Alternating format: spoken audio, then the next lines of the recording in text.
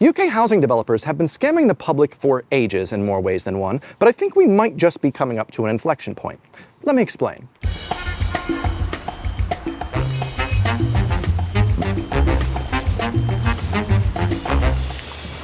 That still counts.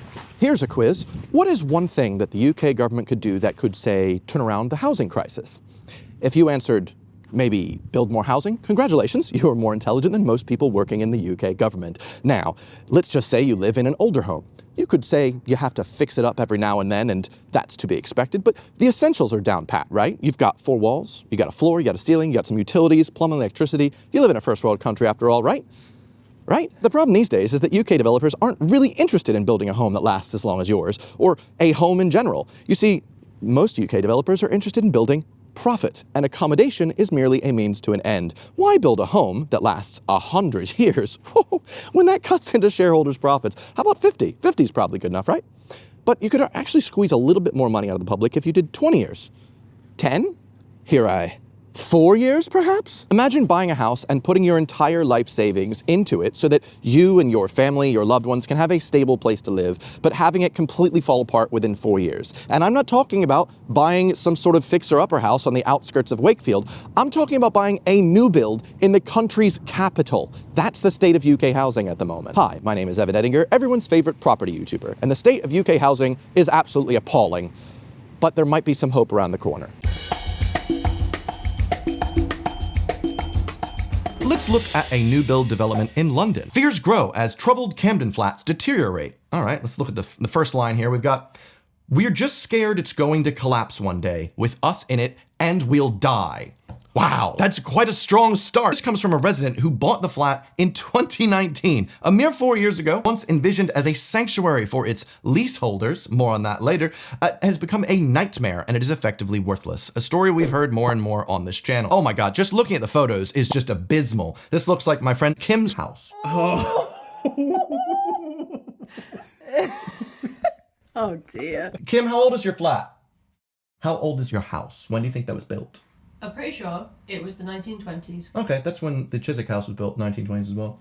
Big year for houses. Yeah. Well, I think lasting 100 years is pretty good. It's not bad, is it? Because this one lasts 4 years, so that's the difference.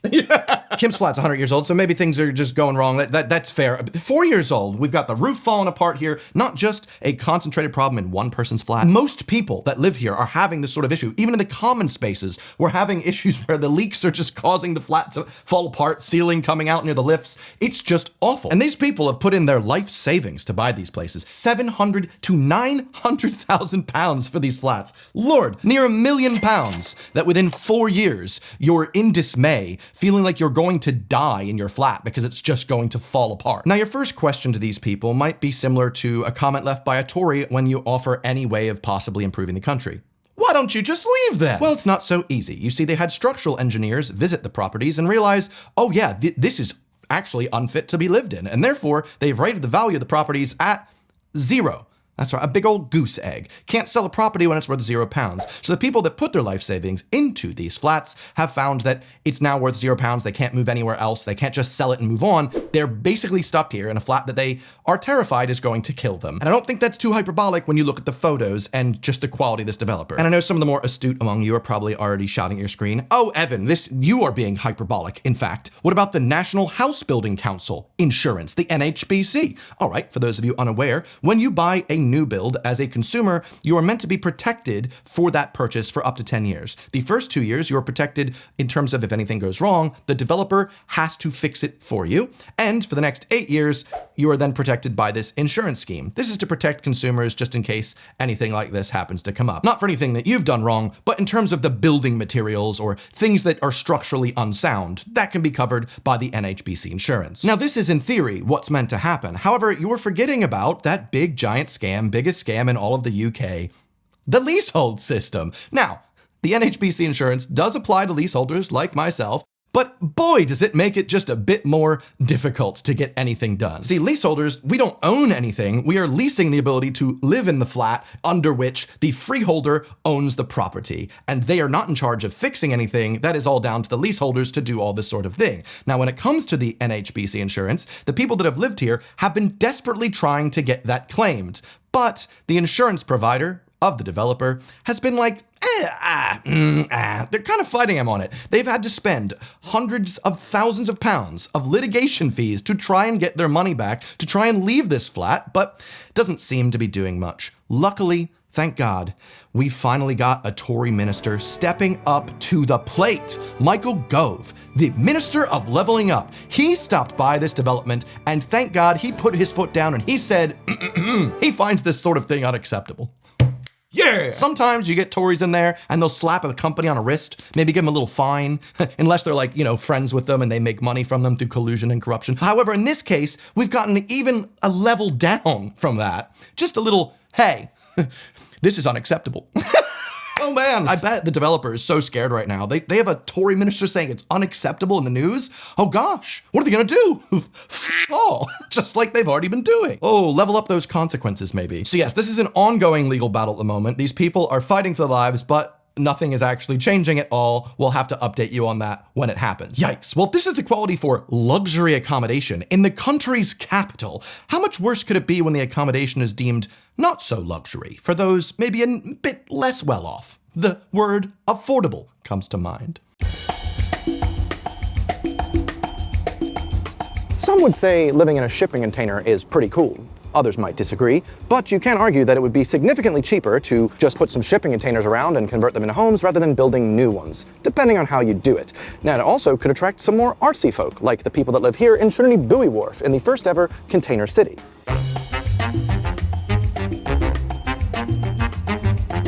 This area, for instance, has stunning views over Canary Wharf and the O2, London's only lighthouse, and a closed diner from New Jersey.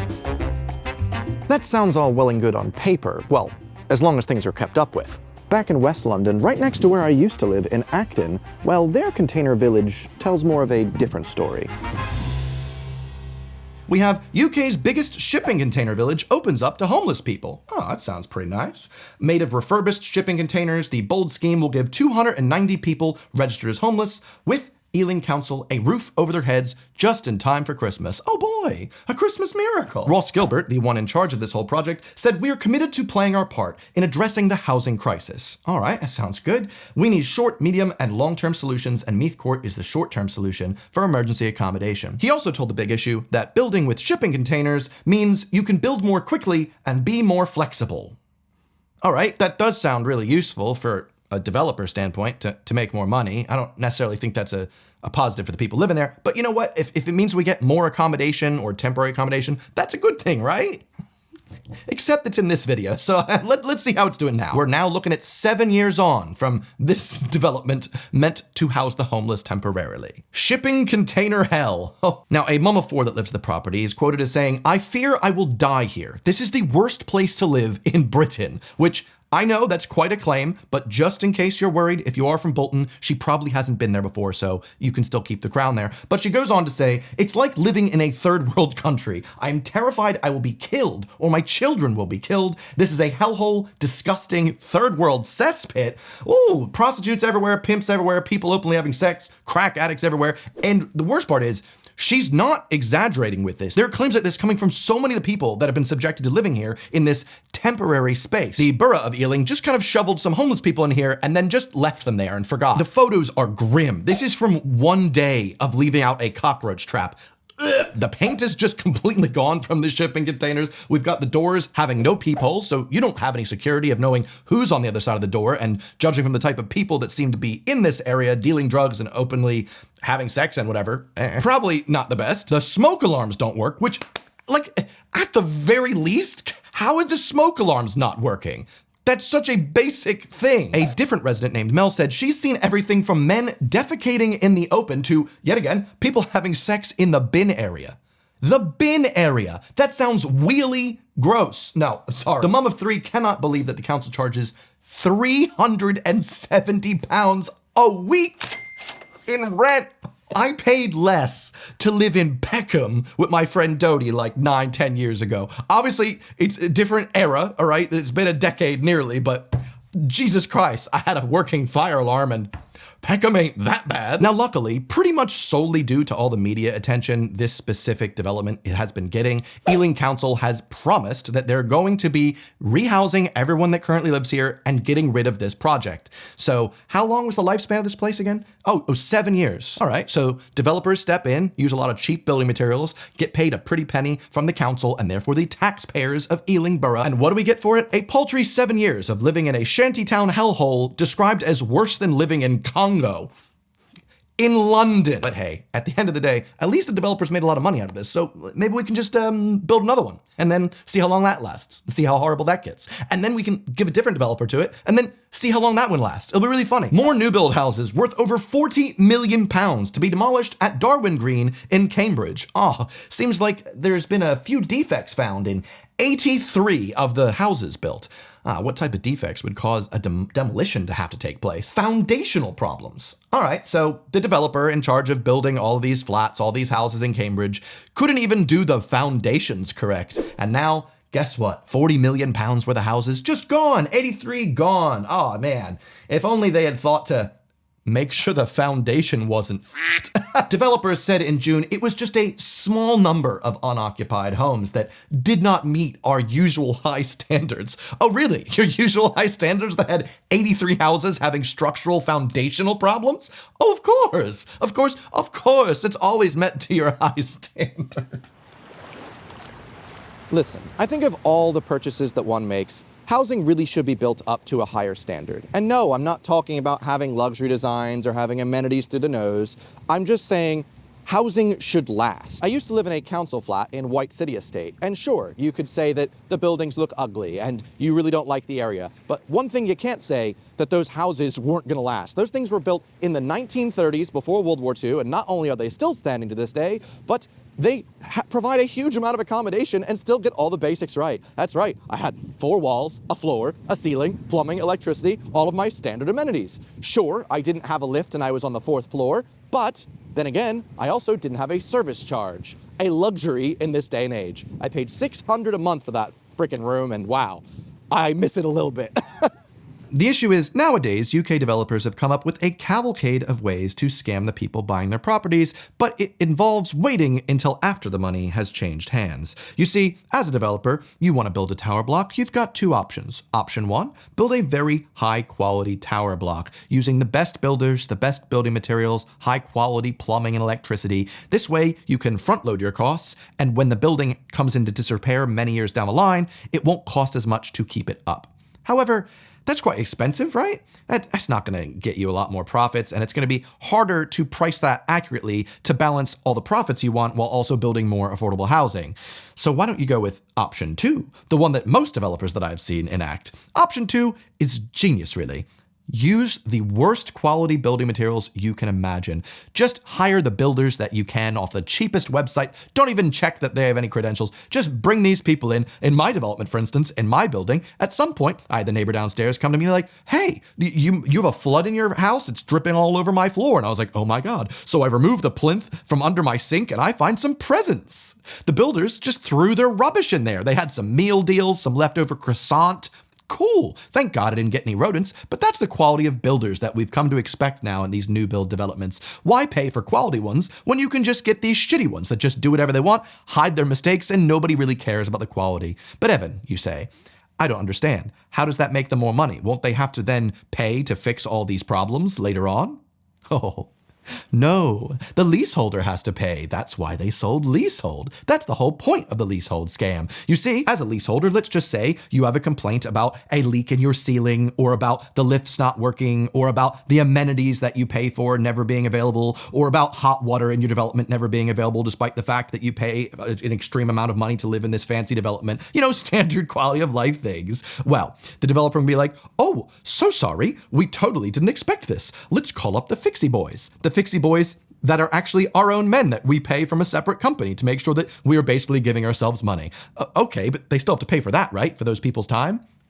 No, not really, because those people that come to fix it, they get charged, and that money comes out of the service charge. Oh, wow. So that means that all the people that live here, the leaseholders, are paying to fix for the sins of the bad building quality. Yes, now you're getting it. That is the leasehold scam. And it gets even better. Like, instead of hiring well-credentialed plumbers and making sure that the pipes of the building are up to a good standard, just build them really bad, and then when things inevitably fail, you can put a sign up in the main building, pushing the blame on to the people that live there, like, hey, is this like a hotel tourist bathroom? Do you guys know how to use a toilet? Because you guys are flushing things, and that's why we're having problems, and your service charge has to come up. We could never have predicted this.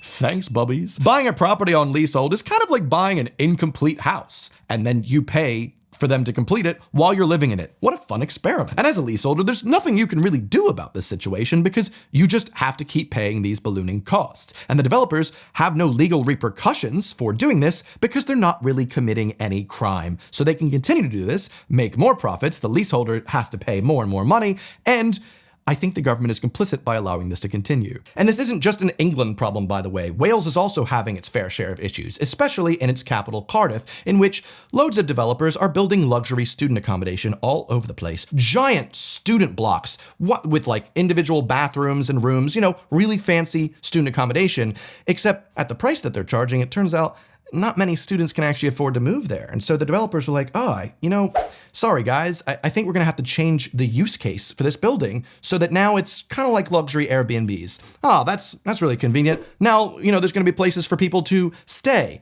And conveniently, because we originally went for student accommodation, we didn't actually have to build the minimum required threshold of affordable housing. We can just build the ones that make us lots of money. Oh, that's convenient. That actually worked. Oh, we'll just do it again. Oh, we'll just do it again. Cardiff is overwhelmed with luxury student accommodation that just happens to be changing its use case. The people that live there are quite furious because the city desperately needs more accommodation, and instead they're getting overpriced student accommodation that is just a mask. It's not used for any students. It is just used as a scheme to loophole the developers in to making even more profits and providing 0% affordable housing. And guess what? The more we just allow developers to do this and just run away with our money, the more they're just going to do it, unless we actually give them more than a slap on the wrist and go, this is unacceptable. But here's where things might change. Maybe. The topic of banning leasehold properties has been coming up in the news quite a lot recently, which is good news, as it's probably more and more apparent that the leasehold scam is just a way to bleed house buyers from their hard-earned money and a way to further enrich the ultra-wealthy housing developers. But lucky for us, our very own Michael Gove is actually working with the government to ban leasehold properties. Oh my God, he's finally doing something, and just this December, guess what? The bill actually just passed in Parliament. The good news? Well, it did ban some of the leasehold properties. The bad news? Just 1% of them. Congratulations to Michael Gove. He gutted his he tried to tell the media he's working on this. He's totally sorted. They've just banned leasehold houses. Houses? I mean, as far as I was aware, the leasehold problem is pretty much a thing with apartments, with flats, with tower blocks. That's the biggest issue. What percentage of the UK housing sector do you think are leasehold houses? Well, I've already told you, 1%. It's kind of like saying, guys, we heard you don't like grammar schools, so we're gonna be banning them. From Merseyside. Oh, well, there's one there, so we did a good job. Oh, that's very, very good job. Oh my God, we did it. We did it. At this point, I don't think the Tories could run a Sainsbury's local or an Aldi or a Lidl or God, and even a lemonade stand. Sorry, you guys don't have those in the UK because your lemonade is seltzery. Sin, it must quench. I've got a tear thinking of Michael Gove not being able to level up his bank account anymore. The thing is, it is so incredibly difficult to buy a home. The only reason people are buying leasehold properties is because there really is no other option on getting the property ladder, especially when you have people like Michael Gove owning multiple homes and selling them all for gross profits of over £870,000. Aw. The truth is, the Help to Buy scheme and the shared ownership scheme are just that. Schemes. But more in the American English version of the word, like scheming with schemes. I always find it weird that that word is used here without the nefarious intent of the American English variant. These schemes pretend to help house buyers when in reality they're just made to help developers. If they wanted to be more realistic, the Help to Buy scheme should be renamed the Help to Sell. For developers, of course. And to make matters worse, a lot of developers, especially, almost specifically in London, will pay off the councils who are having major issues with funding due to austerity and such, and they'll pay them upwards of £250,000 to make sure that, hey, why don't we just do all the planning for you? I know that you wanted to develop this estate and make sure it had affordable housing and whatnot, but that would take you a lot of time and effort, and you'd have to pay a lot of money. How about we give you £250,000 and we'll do that pesky planning for you. We'll do the oversight as well. Don't worry. And also in exchange, if there's a way we could, I don't know, cut the amount of affordable housing on the lot, that would be great. That way we could make even more money and push people that can't afford 500, 600,000 pound flats out of London. Gentrification. We can make the rules now because we're the developers and we have all the money. Now, usually Labour is just as shit with this type of thing as the Tories, but in this specific instance, Labour have put it in their manifesto that within the first 100 days of taking office, they plan on abolishing leasehold altogether.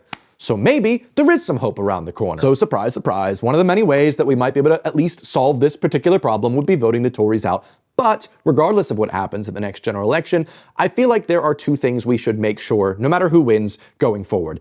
So one, yes, banning leaseholds completely. That would be the first step in solving this problem. But two, and this is an idea that I don't think everyone will agree with, but if a big developer or corporation willingly acts against the best interests of the citizens they're supposedly providing a service for, resulting in an extreme loss of livelihood or at worst life, we should be having an equal fine for these types of corporations and developers. I'm talking a 100% fine, 100% of their profits that they made in the previous year. That's now a fine for the next year. Oh, Evan, that's quite severe. With a fine like that, what if the business goes under? They won't be building houses anymore. Good, you've just found another perk of this solution.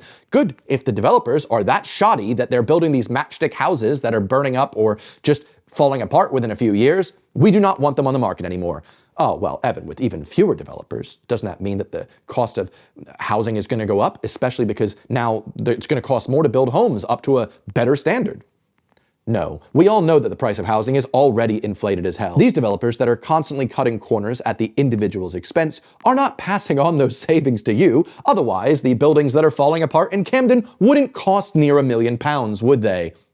Would they? The one thing we should be making sure as a country in this housing crisis is that going forward, the houses, the residential accommodation that we are creating are built to last and not looking towards fast fashion as an inspiration to make some really quickly made shanty towns. At the very least, these poorly constructed buildings constantly needing to be fixed should be fixed by the ultra-wealthy developers that built them that way, and we should not be pushing the costs on the individuals that are just looking for a place to live for them and their loved ones. I think it only makes sense to see all of the outcry against finding out congressmen are buying and trading stocks of companies that they soon pass laws on so that they can profit from the system and basically insider trade. And yet there isn't more outcry in members of parliament that are in charge of housing, buying and selling and profiting off of housing. I don't know. I just feel like there's something fishy there. Now, before I wrap this up, just wanted to say this video took me about 2 months to make. I am sick now, and a lot of the research rabbit holes I went through to get all this information never made it to this video because I felt like it was better suited for additional videos. So stay tuned for that. But I just wanted to say, regardless of the type of content I make, you know, if it's a Reddit video, if it's one of these big research ones, I really appreciate that Squarespace actually sponsor my channel. So thank you, Squarespace, for sponsoring work. If you're unaware, Squarespace is your all-in-one website builder. They make it super easy for anyone to build a professional and well-designed looking website. I myself built evanedinger.com using Squarespace. They gave me lots of templates to choose from. I dialed it down with some nitty-gritty details, changing some fonts and stuff. And now I've got a page to showcase my photography portfolio. I've got an easy-to-run web store for LUTs and presets. It's super easy. And if you're someone that has your own business, it just makes sense to have a professional-looking website to sell your stuff. And you should build that with Squarespace. Anyway, if you'd like to sign up for Squarespace, you can get 14 days for free if you use squarespace.com/EvanEdinger or use code EvanEdinger at checkout. And you can get 10% off your first purchase when you figure out, hey, I love this. Anyway, thank you very much to Squarespace for sponsoring, and now let's wrap this up. This is just one video, part of a series I have on this channel where we're looking deeper into the many issues plaguing the housing sector in the UK. For the next video in this series, I'll be looking at a development that me and my friend went to view once, and I decided to see, what would my life be like if I moved in there? How's that place doing? And boy, is it doing awful. And hopefully a video also coming after that one about NIMBYism, so stay tuned to your subscription feed for that, as long as, of course, you've hit that subscribe button and ringed that bell. Until then, I've got this video for you to watch. Otherwise, I will see you next Sunday. Toodaloo.